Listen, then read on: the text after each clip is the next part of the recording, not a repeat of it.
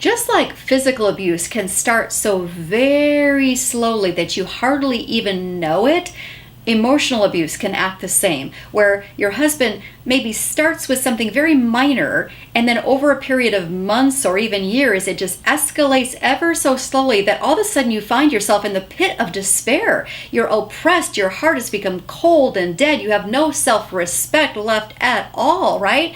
This is not God's plan for you. In fact, in Proverbs 4:23, God says, above all else, guard your heart, for it is the wellspring of life.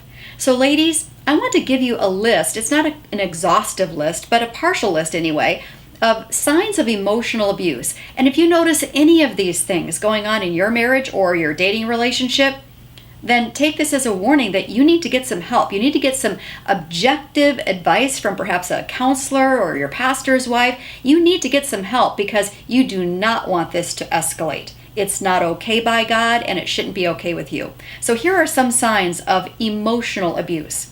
Frequently calling you obscene names, often yelling at you in rage. And by the way, all of these things are patterns of behavior, not just a one-time isolated incident, but a pattern of behavior. A pattern of constantly criticizing you and putting you down. You can see how if that was a constant thing where you're just constantly being put down, after a while that just becomes hugely emotionally abusive. Prolonged periods of refusing to talk to you at all. Now, I know you think, well, how is that emotionally abusive? Well, think about it. If your husband refuses to talk to you at all, it's almost like communicating that you're invisible. You're so insignificant, he doesn't even see you. It becomes emotionally abusive if this is a pattern of behavior. A pattern of mocking you or mean-spirited sarcasm. A pattern of ridiculing you and making fun of you. Again, a prolonged pattern of doing this kind of thing. Consistently accusing you of wrongdoing over and over and over again. Forbidding you to talk to parents or siblings. Preventing you from leaving the house.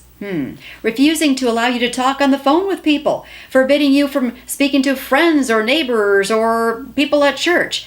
All of those things would be considered emotional abuse. And again, I urge you to talk to a counselor, to talk to a pastor's wife, to talk to someone objective, a godly person that could talk you through this and let you know whether you need to take some serious action and maybe set up some boundaries with your husband, maybe get into some couples counseling, or at least give you some suggestion on what you need to do. But again, I just want to remind you that that kind of behavior by your husband or boyfriend is not okay with God, and it should not be okay with you either.